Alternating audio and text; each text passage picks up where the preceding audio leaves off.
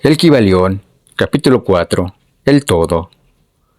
Más allá del cosmos, del tiempo, del espacio, de todo cuanto se mueve y cambia, se encuentra la realidad sustancial, la verdad fundamental. El Kybalión. Sustancia significa lo que yace oculto bajo toda manifestación externa, la realidad esencial, la cosa en sí misma. Sustancial significa actualmente existente, el elemento esencial, el ser real, eterno, permanente, fijo. Más allá de toda apariencia externa o manifestación debe haber siempre una realidad sustancial. Esta es la ley. El hombre, al considerar y examinar el universo, del cual es una unidad, no ve otra cosa que un cambio continuo en la materia, en las fuerzas, en los estados mentales. Ve que nada es realmente, que todo se transforma y cambia. Nada permanece, todo nace, crece, muere, tan pronto como una cosa ha adquirido su máximo desarrollo, empieza a declinar. La ley del ritmo está en constante operación. No hay realidades, nada es firme, nada duradero, fijo o sustancial, nada permanente, todo es cambio. Todas las cosas surgen y evolucionan de otras cosas. Hay una acción continua que es seguida siempre de su reacción correspondiente. Todo fluye y refluye. Todo se construye y derrumba. Todo es creación y destrucción, vida y muerte. Y si el hombre que tal examen hace y tales cosas ve fuera un pensador, comprendería que todas esas cosas en perpetuo cambio no pueden ser sino simples apariencias externas o manifestaciones de algún poder que se oculta tras ellas, de alguna realidad sustancial encerrada en las mismas. Todos los pensadores de cualquier país o época se han visto obligados a afirmar la existencia de nuestra realidad sustancial. Todas las filosofías, cualquiera que haya sido su nombre, se han basado en esta idea. Los hombres han dado a esta realidad sustancial muchos nombres, algunos la han denominado Dios y eterna energía, materia, etc. Pero todos han reconocido su existencia.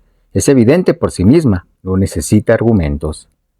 En estas lecciones hemos seguido el ejemplo de algunos de los más grandes pensadores del mundo, antiguos y modernos, los maestros herméticos, y hemos denominado ese poder que se oculta tras todas las manifestaciones a esa realidad sustancial, por su nombre hermético del todo, cuyo término, nos parece, es el más amplio de lo que puede emplear el hombre. Aceptamos y enseñamos las teorías de los grandes pensadores herméticos, como también las de esas almas iluminadas que han ascendido a planos superiores de existencia. Unos y otros afirman que la naturaleza íntima del todo es incognoscible. Y esto debe ser así, efectivamente, pues nadie, excepto el todo mismo, puede comprender su propia naturaleza y su propio ser. Los hermetistas creen y enseñan que el todo en sí mismo es y debe de ser incognoscible. Consideran las teorías y especulaciones de los teólogos y metafísicos respecto a la naturaleza íntima del todo, como esfuerzos infantiles de mentes mortales para sorprender el secreto del infinito. Todos esos esfuerzos han fracasado siempre y seguirán fracasando, debido a la naturaleza misma de la tarea. El que especula sobre ello se encuentra perdido en un laberinto de pensamientos sin salida, y si persiste en su intento, acaba por perder toda incapacidad para razonar sanamente, hasta llegar a hacerle imposible la vida. Se encontraría en una situación parecida a la de la ardilla, que en la jaula se pone a girar y girar en su rueda, sin moverse del mismo sitio, continuando tan prisionera como antes de haber comenzado. Y aún más presuntuosos son esos que tratan de atribuir al todo la personalidad, cualidades, propiedades, características y atributos de ellos mismos, como si el todo tuviera las emociones, sentimientos y características de los humanos, y llegan a atribuirle malas cualidades, como los celos, la susceptibilidad a la alabanza y a la oración, el deseo de que se le ofrende y se le adore, y todas esas otras cosas que nos han legado como herencia de los primeros días de la infancia de la humanidad. Tales ideas no le sirven para nada al hombre desarrollado y acaba por dejarlas a un lado. Creemos deber indicar que hacemos una distinción entre la filosofía y la metafísica. Religión significa para nosotros la realización intuitiva de la existencia del todo y de la relación entre uno mismo y él, mientras que la teología significa para nosotros el esfuerzo o los esfuerzos que hace el hombre para atribuirle las propias cualidades, personalidad, características, etc., así como sus teorías, proyectos, deseos y designios, asumiendo el papel de intermediario entre el todo y el pueblo. La filosofía significa para nosotros la especulación que tiende a comprender las cosas cognoscibles y pensables, permítesenos la palabra. en tanto que la metafísica indica la tentativa de inquirir entre las nebulosidades de las regiones de lo incognoscible y de lo impensable, que, al fin y al cabo, tienen la misma tendencia que la teología. Consecuentemente, la religión y la filosofía significan para nosotros cosas que tienen realidad por sí mismas, en tanto que la teología y la metafísica son algo así como senderos tortuosos y laberínticos, por lo que circula la ignorancia y forman la base más insegura e inestable sobre lo que pueda apoyarse la mente o el alma del hombre. No insistiremos para que aceptéis estas definiciones. Las mencionamos con el único objeto de deslindar nuestra posición. De todas maneras, muy poco hablaremos en estas lecciones de teología y metafísica.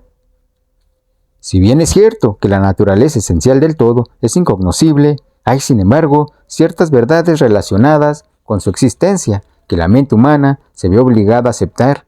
El examen de esta constituye un asunto apropiado para la investigación, particularmente por lo que se refiere a lo que el iluminado nos transmite de sus impresiones en los más elevados planos de existencia.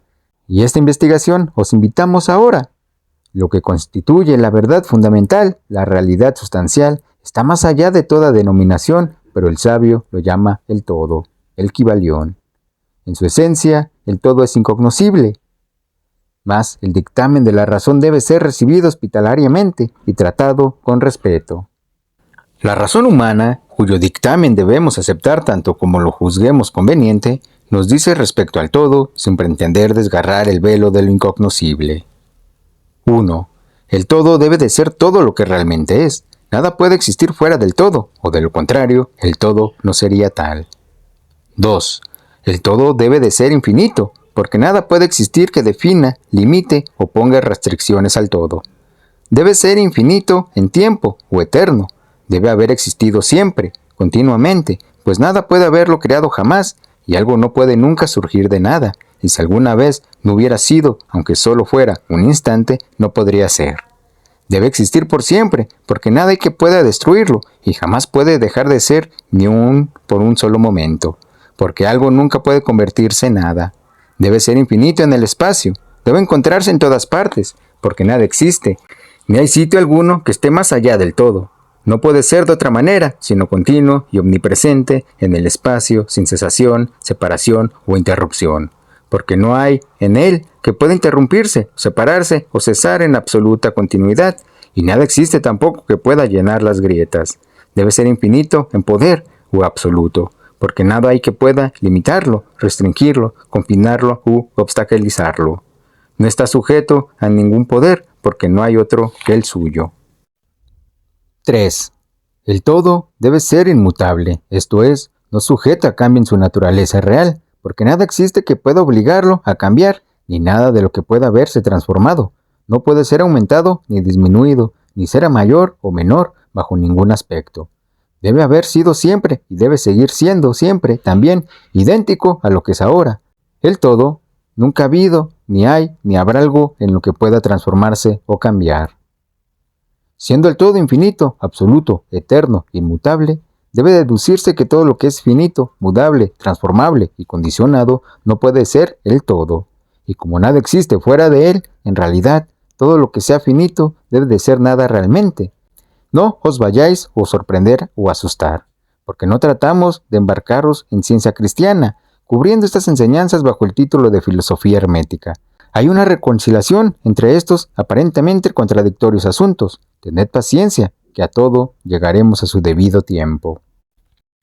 Vemos en torno nuestro esto que se llama materia, lo que constituye las bases físicas de todas las formas. ¿Es el todo materia simplemente? Absolutamente no. La materia no puede manifestar vida o mentalidad, y como la mente está manifestada en el universo, el todo no puede ser materia, pues nada asciende más allá de su propia fuente. Nada puede manifestarse en un efecto si no lo está también en la causa. Nada puede evolucionar o emerger como consecuente si no está involucrado o involucionado como antecedente. Y además, la ciencia moderna nos dice que la materia no existe realmente, sino que es energía o fuerza interrumpida. Esto es, energía o fuerza en un grado menor de intensidad vibratoria. Como ha dicho recientemente un escritor, la materia se sumerge en el misterio. A una ciencia materialista ha abandonado la teoría de la materia y ahora descansa sobre la base de la energía. ¿Es, pues, el todo mera fuerza o energía? No, la fuerza, tal como la entienden los materialistas, es una cosa ciega, mecánica, carente de vida o mentalidad. La vida y la mente no pueden nacer de energía ciega, por las razones dadas un momento hacia atrás. Nada puede subir más alto que su propia fuente, nada evoluciona si no ha involucionado, nada se manifiesta en un efecto si no está en la causa. Así que el todo no puede ser mera fuerza o energía, porque si lo fuera, no existiría eso que se llama mente y vida. Y sabemos que ambas existen, porque nosotros estamos vivos y estamos empleando nuestra mente en considerar esta cuestión, y en iguales condiciones se encuentran los que afirman que la energía es todo. ¿Qué es lo que hay superior a la materia y a la energía, y que sepamos que existe en el universo? Vida y mente en todos sus diversos grados de desenvolvimiento. Entonces, preguntaréis, ¿queréis significar que el todo es vida y mente? Sí y no, es nuestra respuesta.